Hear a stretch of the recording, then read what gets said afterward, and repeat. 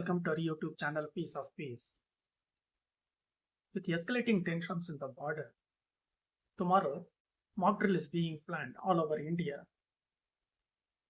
Now let us try to understand the various factors that influence people's behavior before, during, and after an air raid.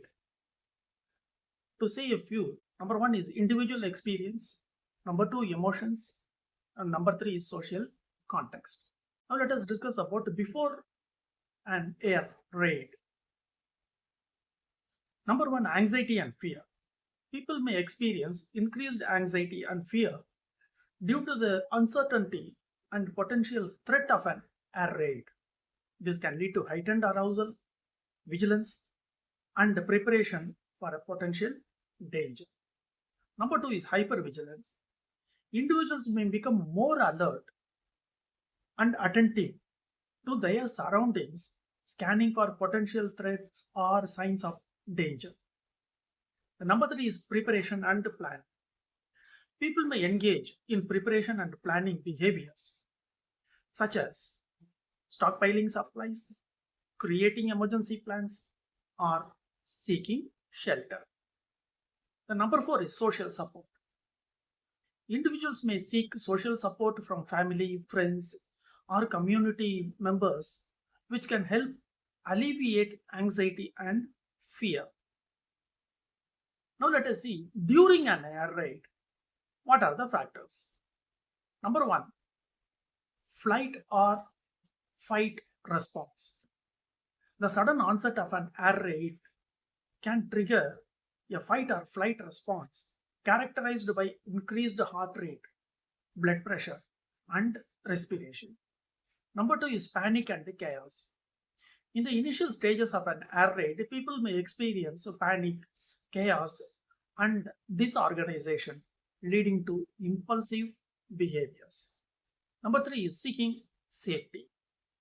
Individuals will likely seek safety and shelter following established protocols or seeking guidance from authorities. Number four is emotional regulation. People may employ emotional regulation strategies such as deep breathing, positive self talk, or distraction to cope with the stress and fear. Now let us consider after an air raid. Number one, relief and exhaustion. After the immediate danger has passed, people may experience relief and exhaustion, leading to a range of emotions including gratitude, sadness, or anger. Number two, trauma and stress. The experience of an air raid can lead to trauma and stress, potentially resulting in anxiety, depression, or post traumatic stress disorder, which is known as PTSD. The third one is social support. Social support from family, friends, and community members can play a crucial role in recovery and coping. The number four, resilience and adaptation.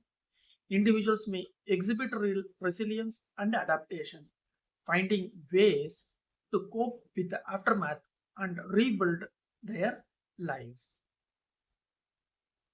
Now, let us understand the psychological factors that influence behavior. One is individual differences. Personality traits such as anxiety, sensitivity, neuroticism, or resilience can influence behavior during air raids. Number two is past experiences. Previous experiences with the trauma, stress, or air raids can shape behavior and emotional responses. Number three, social context. The social context, including community support, cultural norms, and authority figures, can influence behavior and coping strategies. Number four is emotional regulation. Effective emotional regulation strategies can help individuals cope with the stress and fear associated with air raids.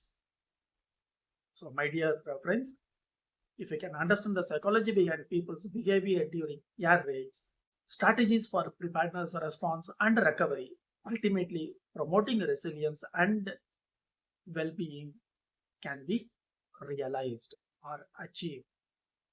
Thank you for listening. Let us meet again with another interesting episode later. Thank you.